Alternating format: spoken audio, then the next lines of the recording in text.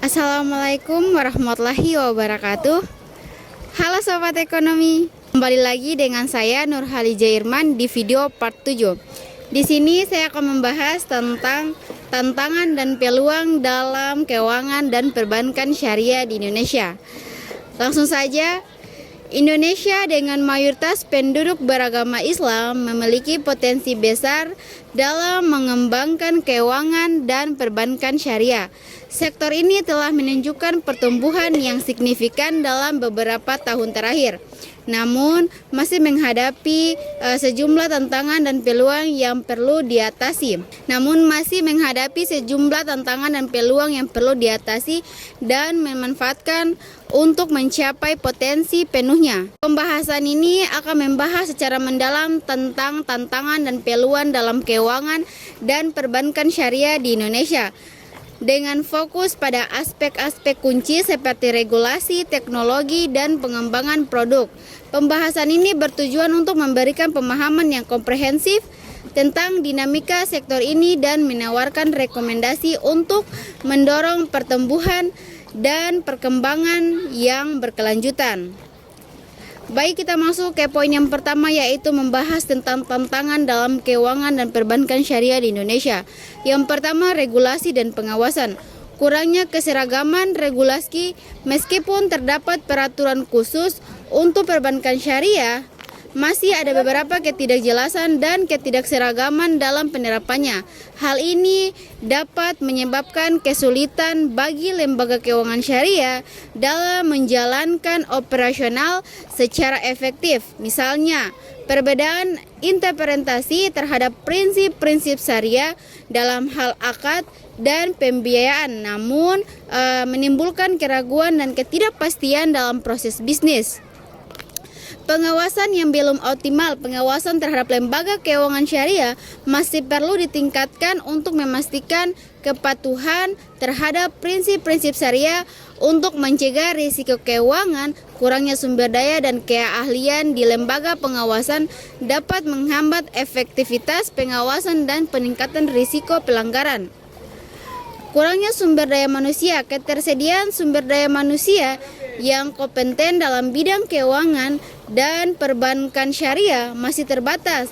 Hal ini dapat menghambat pengembangan dan implementasi strategi yang efektif. Perlu adanya upaya yang lebih besar untuk meningkatkan kualitas pendidikan dan pelatihan di bidang keuangan syariah, serta menarik dan mempertahankan talenta-talenta anak muda yang kompeten. Kita masuk yang kedua, yaitu teknologi dan inovasi.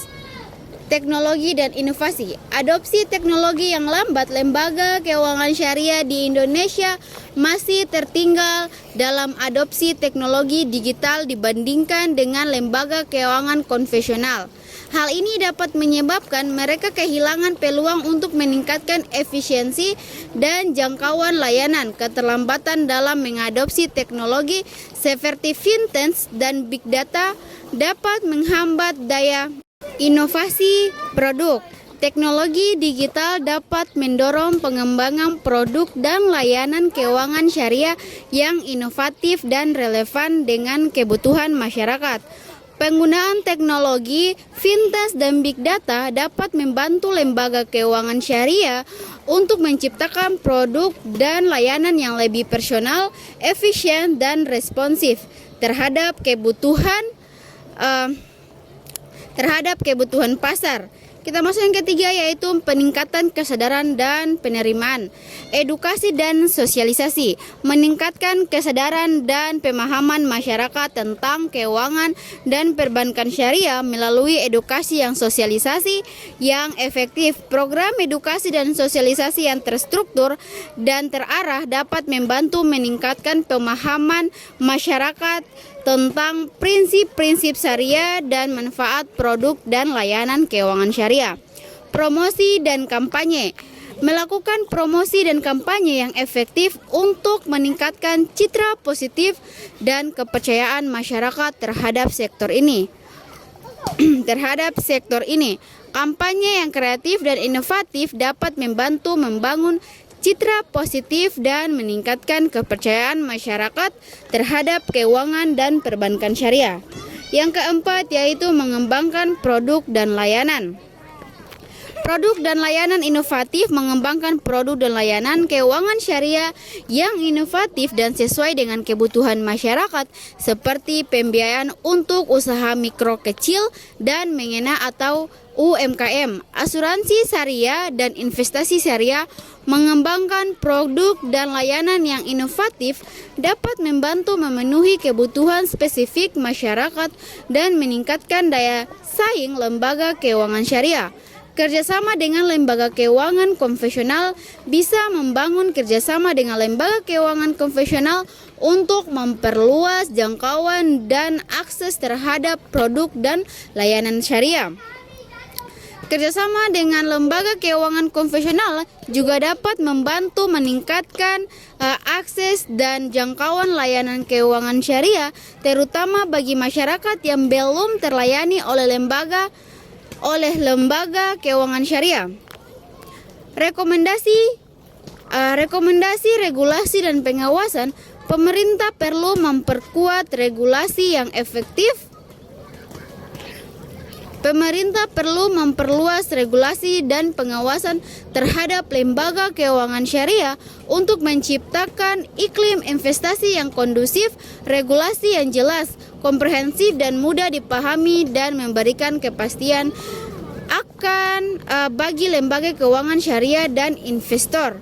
Peningkatan adopsi teknologi. Lembaga keuangan syariah perlu meningkatkan lagi adopsi teknologi digital dan pengembangan produk dan layanan yang inovatif. Investasi dalam teknologi digital dapat membantu meningkatkan efisiensi jangkauan layanan dan daya saing lembaga keuangan syariah. Edukasi dan sosialisasi.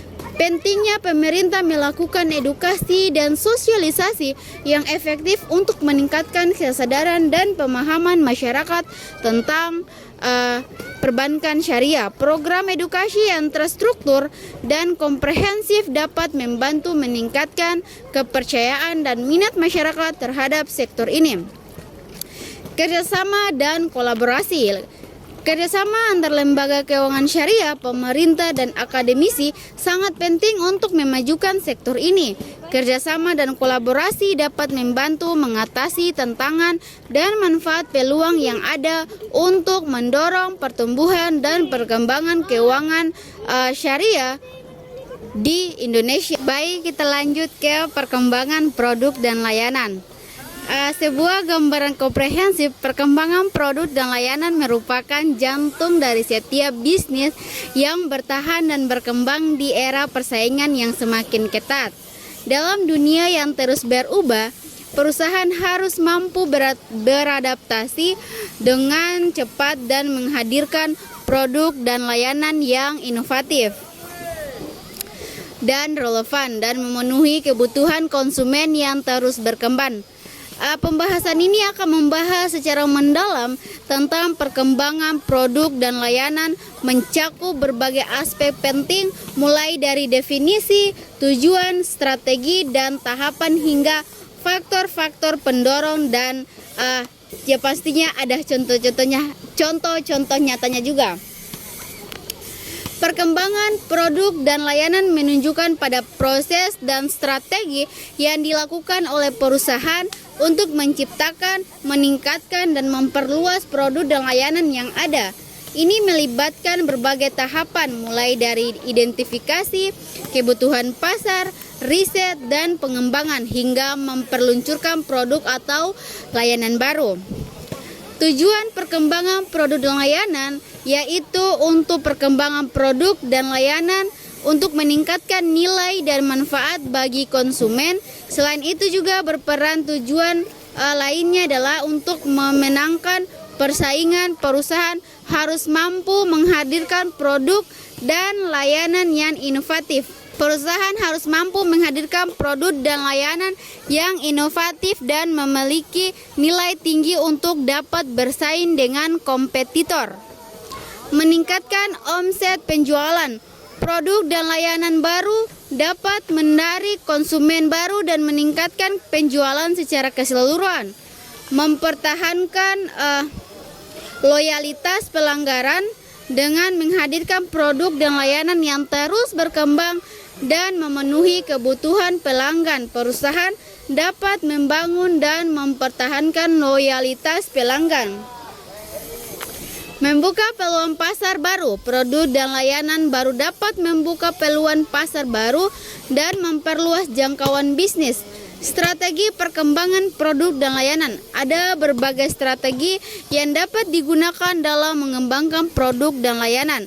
Berikut ini saya akan memaparkan tentang beberapa strategi yang umum yang digunakan. Yang pertama yaitu mengembangkan produk baru.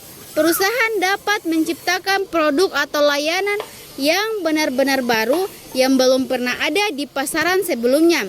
Yang kedua, meningkatkan produk. Yang kedua, meningkatkan produk. Perusahaan dapat meningkatkan layanan yang ada dengan menambahkan fitur baru, meningkatkan kualitas atau memperbaiki desain. Yang ketiga, modifikasi produk. Perusahaan dapat memodifikasi produk atau layanan yang ada dengan mengubah ukuran, kemasan, atau warna untuk menarik konsumen baru atau memperluas jangkauan pasar. Yang keempat, pengembangan merek baru. Perusahaan dapat menciptakan merek baru untuk produk layanan yang berbeda dengan produk yang ada. Itu teman-teman, kita lanjut ke pembahasan selanjutnya, yaitu tahapan perkembangan produk dan layanan. Proses perkembangan produk dan layanan melibatkan beberapa tahapan yang saling berhubungan. Berikut ini saya akan memaparkan tahapan-tahapan yang umum dilakukan. Yang pertama, identifikasi kebutuhan pasar. Tahap ini melibatkan riset pasar untuk mengidentifikasi kebutuhan, keinginan, dan tren pasar. Yang kedua, pengembangan ide. Setelah memahami kebutuhan pasar, perusahaan dapat mengembangkan ide produk atau layanan baru yang inovatif dan relevan. Yang ketiga, mengembangkan prototipe. Prototipe dibuat untuk menguji kelayanan dan fungsionalitas produk atau layanan. Yang keempat, menguji produk. Produk atau layanan diuji coba untuk memastikan kualitas, keamanan, dan kepuasan pelanggan. Yang kelima, peluncuran produk. Produk atau layanan diluncurkan ke pasar dan dipromosikan kepada konsumen. Yang keenam, evaluasi dan monitoring. Perusahaan terus memantau kinerja produk atau layanan dan melakukan evaluasi untuk melakukan perbaikan dan pengembangan di masa yang akan datang. Berikut ini kita masuk di faktor-faktor pendorong perkembangan produk dan layanan. Ada beberapa faktor yang mengembangkan produk dan layanan, seperti pengembangan teknologi. Perkembangan teknologi yang pesat memungkinkan terciptanya sarana produksi yang baru dan inovatif. Yang kedua, perubahan kebutuhan konsumen. Kebutuhan dan keinginan konsumen terus berubah seiringnya waktu. Yang ketiga, persaingan yang ketat di antara perusahaan mendorong mereka untuk terus berinovasi dan mengembangkan produk dan layanan baru. Yang keempat, regulasi. Regulasi dan kebijakan pemerintah dapat memaksa perusahaan untuk mengubah produk atau layanan mereka. Contoh perkembangan produk dan layanan. Seperti yang pertama, perkembangan smartphone. Dari ponsel sederhana hingga smartphone canggih dengan berbagai fitur dan aplikasi, perkembangan teknologi telah mengubah cara kita berkomunikasi, mengakses informasi, dan melakukan berbagai aktivitas. Yang kedua, perkembangan layanan transportasi. Layanan transportasi online seperti Uber dan Grab telah merenovasi cara kita berpergian dan memberikan kemudahan dan efisiensi. Yang ketiga, perkembangan layanan streaming musik, yaitu layanan streaming musik seperti Spotify dan Spotify dan Apple Music telah mengubah cara kita mendengarkan musik dengan memberikan akses kejutan lagu secara digital. Baik teman-teman, kita masuk ke penjelasan selanjutnya, yaitu regulasi dan kebijakan pemerintah mendorong dan mengarah perkembangan ekonomi. Regulasi dan kebijakan pemerintah memiliki peran krusial dalam membentuk lanskap ekonomi suatu negara. Melalui serangkaian aturan, inisiatif, dan strategi, pemerintah dapat mendorong pertumbuhan, meningkatkan kesejahteraan masyarakat, dan menciptakan lingkungan bisnis yang kondusif. Artikel ini akan membahas secara mendalam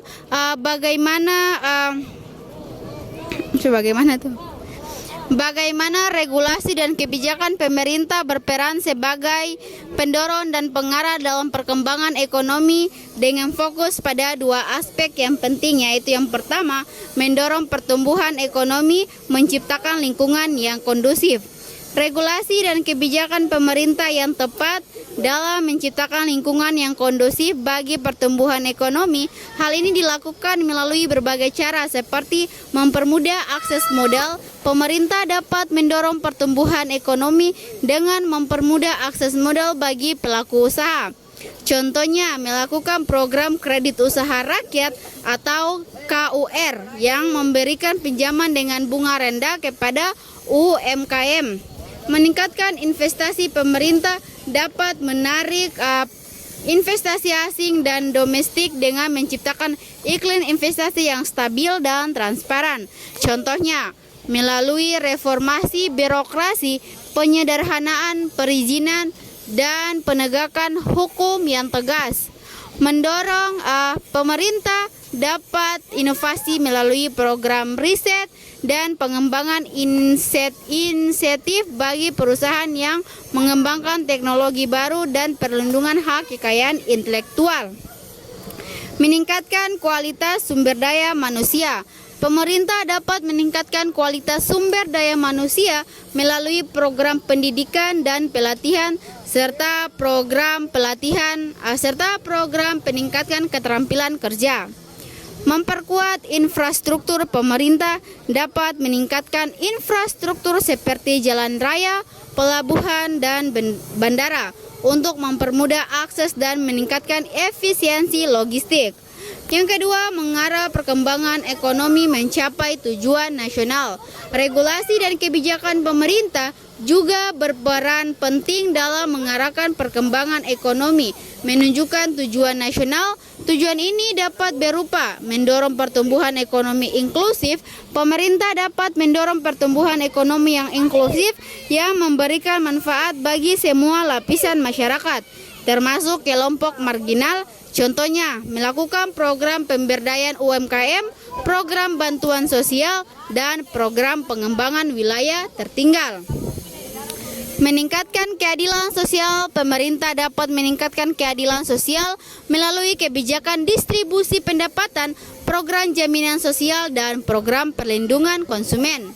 Perlindungan lingkungan. Pemerintah dapat berlindung lingkungan melalui kebijakan pengelolaan sumber daya alam, program pengurangan emisi karbon, dan program pelestarian keanekaragaman hayati. Meningkatkan daya saing. Pemerintah dapat meningkatkan daya saing ekonomi nasional melalui kebijakan perdagangan bebas, program promosi ekspor, dan program pengembangan industri strategis. Contohnya penerapan regulasi dan kebijakan sektor keuangan syariah. Salah satunya contoh konkret bagaimana regulasi dan kebijakan pemerintah mendorong dan mengarahkan perkembangan ekonomi adalah dalam sektor keuangan syariah. Pemerintah Indonesia telah mengeluarkan berbagai regulasi dan kebijakan untuk mendukung pertumbuhan sektor ini. Contohnya peningkatan literasi keuangan syariah. Pemerintah telah berupaya meningkatkan literasi keuangan syariah di masyarakat melalui program edukasi dan sosialisasi. Hal ini bertujuan untuk meningkatkan pemahaman masyarakat tentang produk dan layanan keuangan syariah, sehingga mendorong adopsi dan penggunaan produk tersebut. Penguatan landasan hukum. Pemerintah telah mengeluarkan berbagai peraturan perundang-undangan untuk mengatur sektor keuangan syariah seperti UU tentang perbankan syariah dan UU tentang pasar modal syariah, menguatkan landasan hukum dan memberikan kepastian hukum dan meningkatkan kepercayaan investor terhadap sektor keuangan. Peningkatan aset terhadap produk dan layanan. Pemerintah telah mendorong pengembangan Pemerintah telah mendorong pengembangan produk dan layanan keuangan syariah yang lebih beragam dan inovatif serta mempermudah akses masyarakat terhadap produk dan layanan tersebut. Contohnya melalui program KUR Syariah dan program pembiayaan usaha mikro syariah atau UMKM muda. Baik teman-teman, mungkin itu saja penjelasan saya mengenai video part 7 dan semoga video saya bermanfaat bagi teman-teman dan sampai jumpa. Wassalamualaikum warahmatullahi wabarakatuh. Dadah.